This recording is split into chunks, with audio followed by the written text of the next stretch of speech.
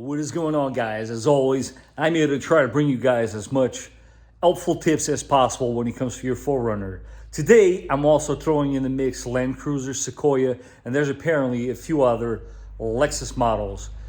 What would you do when it comes for a towing brake controller option? Would you go with this guy, or is there a better option? Stay tuned.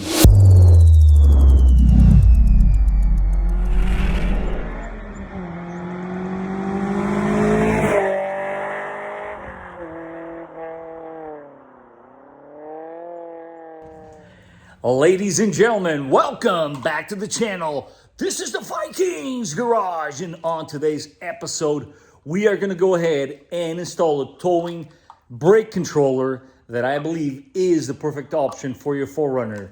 And no, it is not this guy.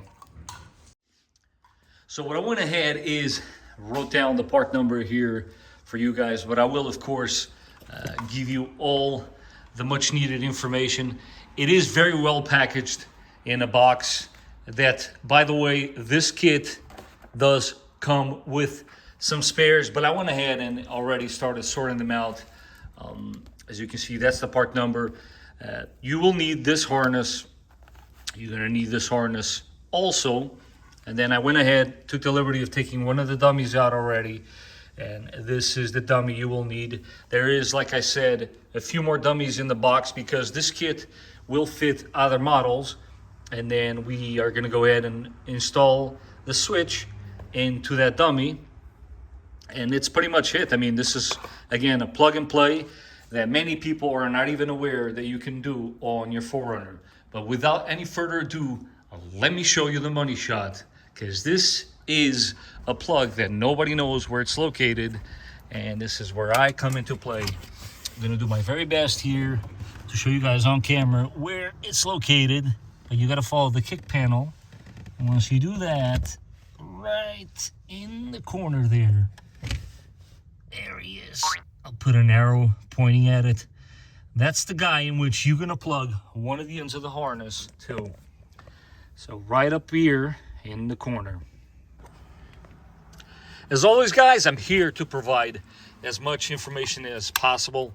Now, there's nothing wrong with this brake controller, but what I've seen is many people self-tapping screws or whatnot, they install it like so, and to me that just looks a bit bulky. Not to mention it is a target for your knee every so often when you come in and out of the vehicle. So I always felt as if there's got to be a cleaner option for this, and that is what today's video is all about. Let me show you how we're going to solve that situation. First things first, I went ahead off camera because it is that simple. I assembled the whole thing together. What you want to do is clock this guy basically on 0 before installing the button. Pretty straightforward to do. I'm going to leave it, of course, right in the center so that you can see the words like so. Next step, you grab yourself the actual unit, and you're going to have harness number 1. You go to the black connector. It's pretty straightforward, guys. And then you plug it in like so. Wait for the click. There it is. Tab is in place. Then what you want to do, you grab yourself the other harness, and again, black once more, orientation, and you're going to go ahead, plug it in, clicks into place. Now you're ready to go. This end will go to the switch itself, and this one plugs into your already existing connector that's in your 4Runner. Let's go check it out. As far as the switch location, I had a couple of options. One up here, but I opted to go with this guy, a little more accessible. And as you guys can tell, this is a perfect fit. And once again, this is very simple, guys. I'm gonna go ahead, plug this all up, and I'll show you guys the end result. There's really not much to it. You can do this at home like no big deal. Let's go ahead, try to give you the very best angle humanly possible here. But when you follow the harness, you will see there's our connector. This is the existing connector in the harness. And this end right here is the already plugged in harness, which is this guy. I opted to run it in a fashion in which would stay clear of your parking brake. So I zip tied it up here, running it through the back again to stay clear of your parking brake, which is this guy right in the center here. So with that end installed, I'm going to go ahead now, secure our unit, and then of course plug this into the back of your switch. The very next step, what I did with the bracket, hardware bracket included, I attached it right there. I did it this way because it stays clear of your steering column and it is not affecting your airbag whatsoever. So let me go ahead and now connect this to the switch. Once we went ahead and followed the wire, connected it to the switch, you're still not completely done because we do have now a ground wire here. So let's go ahead. I'm going to find a location for it. But before I do that, I'm going to go ahead and clean this area up a little bit. To complete this install, I'm going to go ahead and show you guys where the negative wire was attached to. I don't know about you guys, but I'm liking the way that looks. I think that's a pretty good spot, either there or one of the ones up top. I didn't feel like moving any switches around, so that's going to be its resting place. As far as the ground wire, again, with the angles here, follow this white wire and you will see there was a spot in the body of the vehicle itself in which I attached the 10 mil. This is also a good opportunity to show you guys, again, the location of the connector. Can't miss it. It's sitting right there attached to the big harness waiting for you. All you got to do is plug in your trailer brake controller, and that's it. That is, my friends, the installation. Super hard installation on this one. I know. You guys must be wondering, that's it? That is it.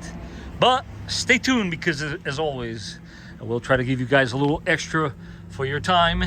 And I will show you in a second how you can relocate the mounting spot for your trailer brake plug.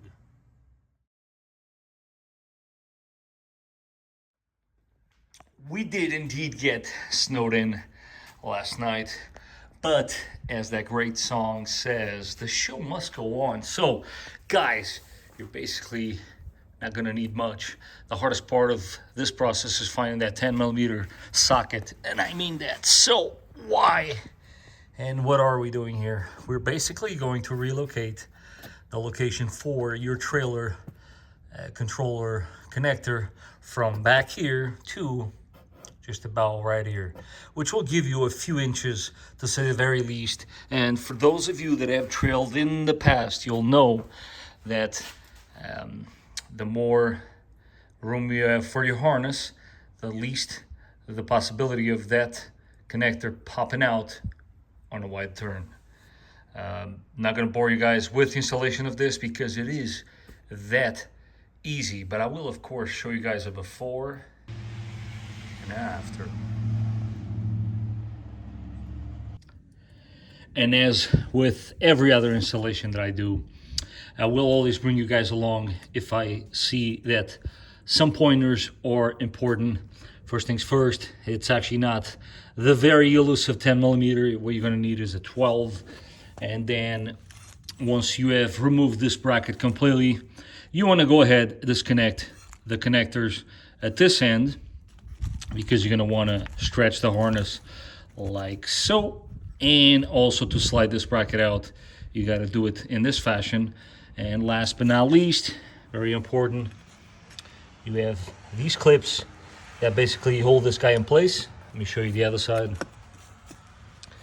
And the way to get this clip out is with a flat head. You're basically going to get it right in there and pry this guy up so that you can slide this in that fashion. And that way you can take the whole bracket out. And as with all other project guys, this has a specific orientation in which it will come out. Be patient. Patience is key. You guys know that. It goes back in roughly the same exact way. oriented in a certain fashion, and next thing you know, you have yourself a bracket ready to be mounted. Once everything is said and done, that is more or less your final location for your trailer connector.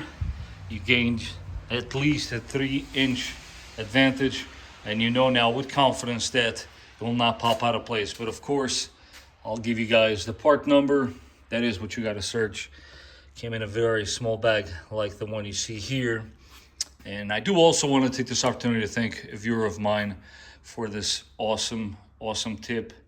Thank you very much. You know who you are. I can't thank you enough. What did you guys think? I definitely want your suggestions in the comments down below as far as what trailer brake controller you're using, why you're using it, and do you like REESE, the trailer brake controller, or would you prefer the REDARC like I went with? Personally, I think it's a cleaner look, and that's why I went with that particular one, and the reviews seem to back it up as well.